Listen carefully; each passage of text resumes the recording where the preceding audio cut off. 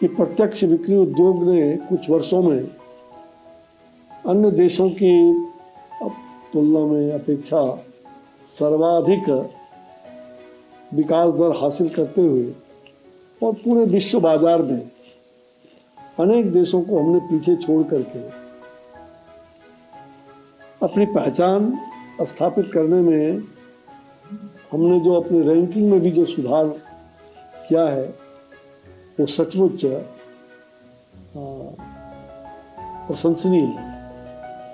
तो मेरा विश्वास है कि वेलनेस पर जो आपका विशेष रूप से, और हमें केवल एक वर्ग के लिए नहीं, अमीरों के लिए, हमें ऐसे ऐसे छोटे छोटे जो कुटीर उद्योग है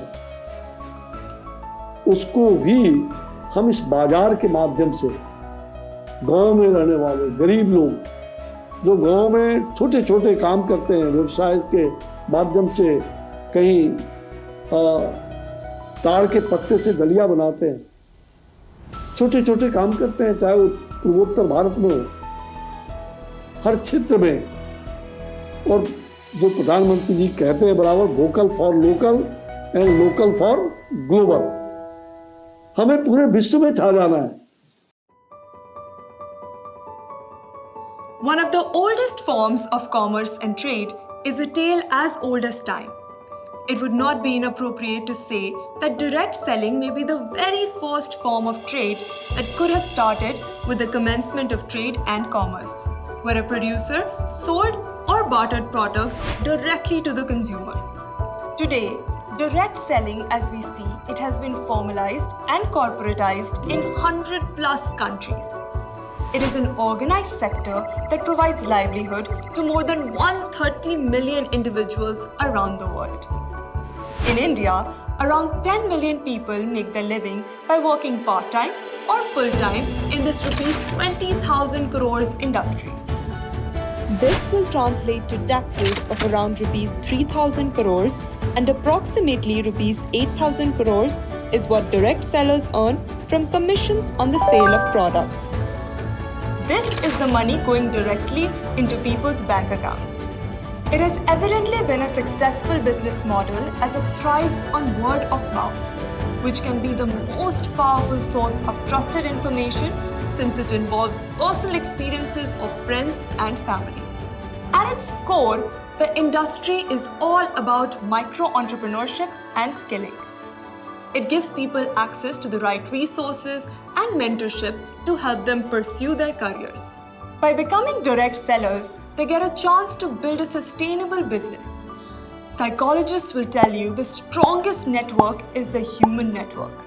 The most trusted word is that of a trusted relative, friend, or neighbor.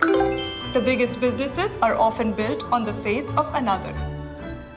Direct selling is the perfect symphony of all these traits. Direct selling is a significant contributor to the Naya Bharat vision of the Honorable Prime Minister Shri Narendra Modi and can contribute significantly in taking India to a $5 trillion economy. The fact that direct selling provides livelihoods to 10 million Indians, that's a huge number, that's 100 lakh. 10 million Indians is something that's quite underrated in our humble opinion.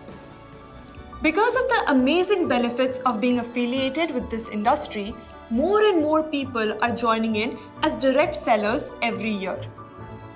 In 2021, India witnessed a staggering 7% year-on-year growth in the number of direct sellers from 74 lakhs in 2019-20 to 79 lakhs in 2021.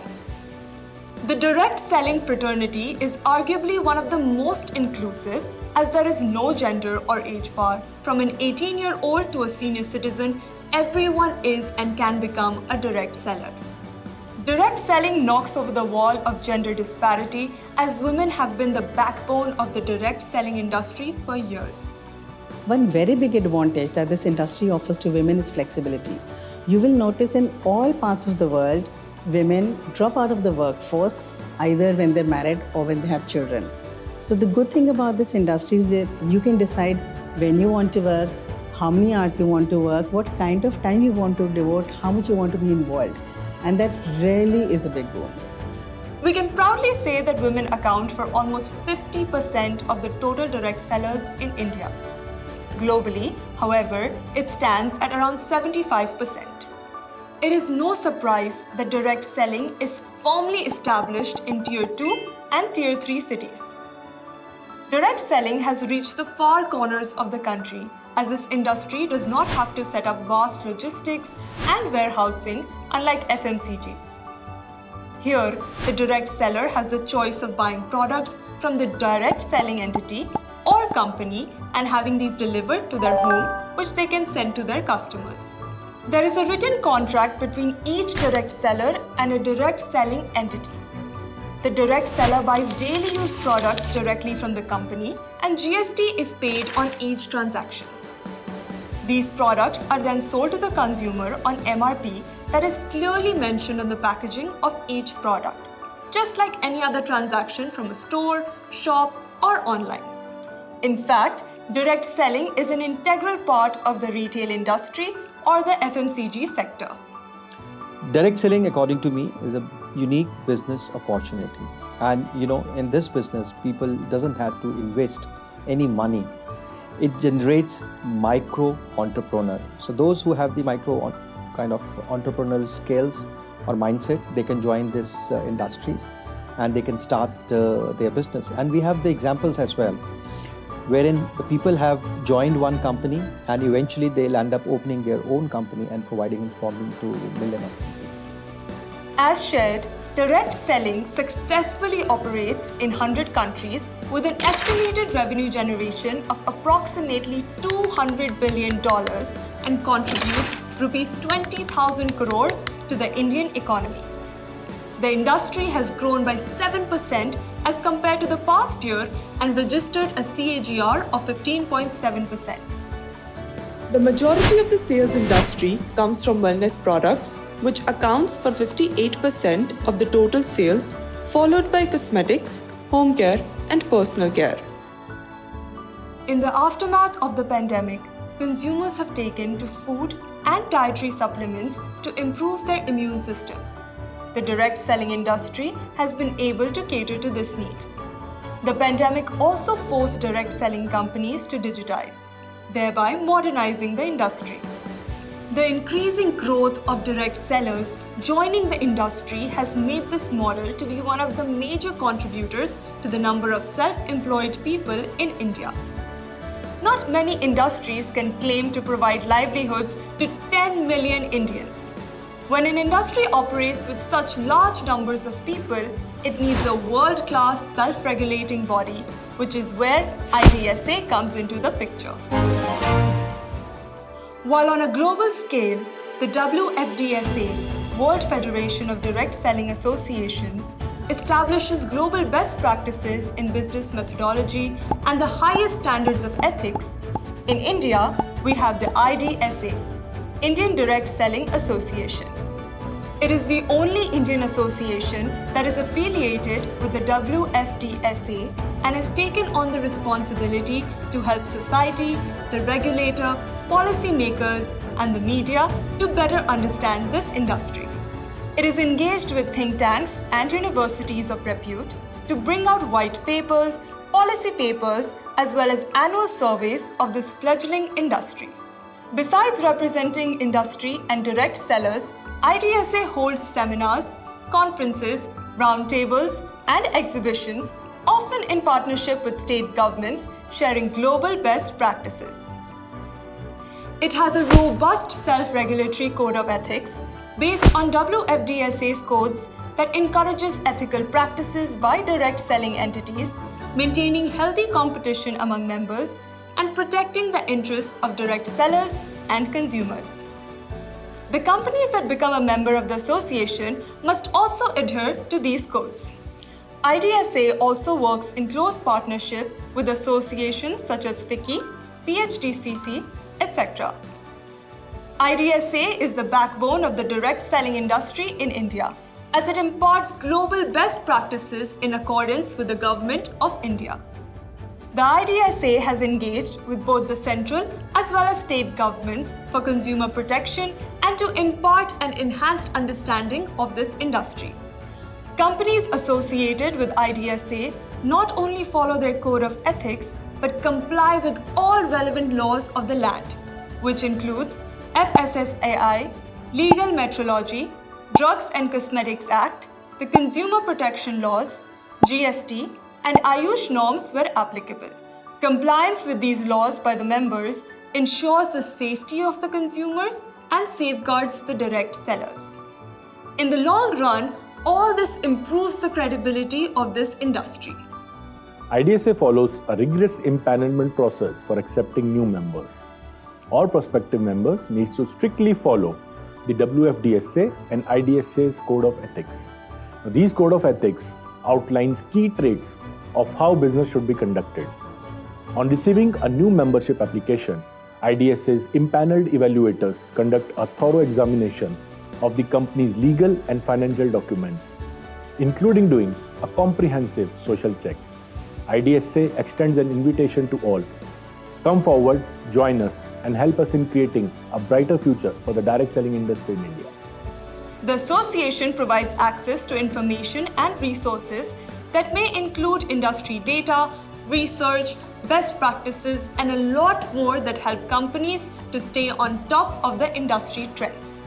As there are many direct selling companies in India, which often makes it challenging to identify the good from the not so good.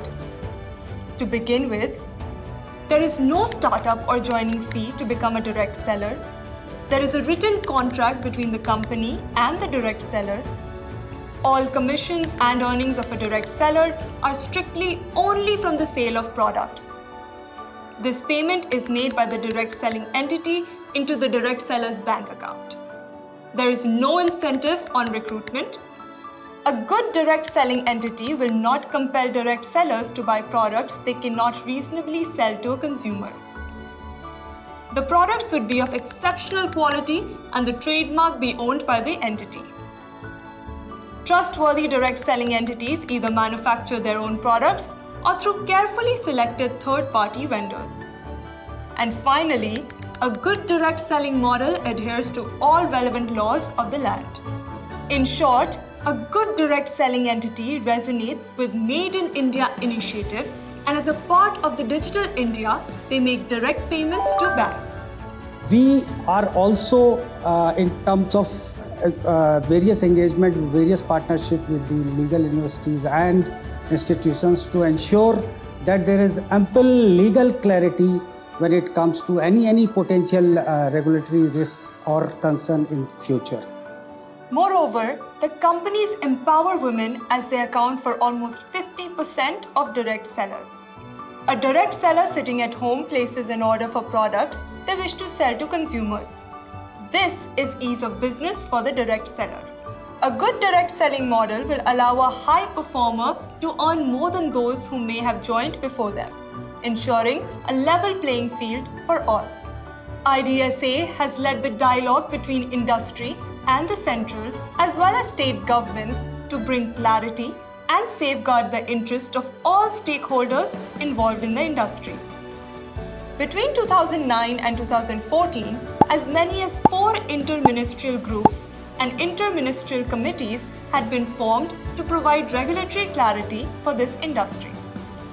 The largest of these was the Interministerial Committee formed in December 2014.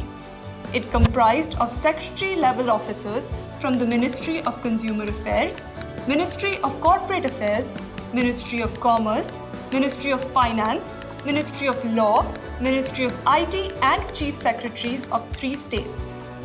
In September 2015, the Indian Institute of Corporate Affairs, IICA, part of the Ministry of Corporate Affairs, released a white paper on the regulation of direct selling in India. IDSA and other associations made representations to at least 2 parliamentary standing committees, after which the 21st report of the Parliamentary Standing Committee on Finance recommended the IICA white paper be adopted as a regulatory framework. Earlier, the NLSUI Bengaluru had produced a white paper on the regulatory needs of this industry, as has NLU Delhi. Similar policy papers were produced by ICRIER as well as KPMG. To bring about a sustainable regulatory framework, the 9th report of the Parliamentary Standing Committee on Food, Consumer Affairs and Public Distribution vested the Department of Consumer Affairs in April 2016 to make regulations on e-commerce, direct selling and multi-level marketing. This effort resulted in the direct selling guidelines notified by the Centre in end 2016. Furthermore, 17 Indian states notified these guidelines, which was an acknowledgement that such clarity was required at the ground level. The Consumer Protection Act 2019 provided the concept and meaning of direct selling under Section 2, Clause 13. In December 2021, the Consumer Protection Rules 2021 were notified. This journey has involved a lot of hard work and effort on the part of several ministries and premier institutions across the country. And now, the consumer as well as the central and state governments and direct selling companies can carry out their efforts seamlessly. Well, we at IDSA believe that all this hard work was worth it, as this involves the livelihoods of millions of us Indians. Our efforts have been fruitful, as the direct selling rules are now in place and the industry has complete operational as well as regulatory clarity.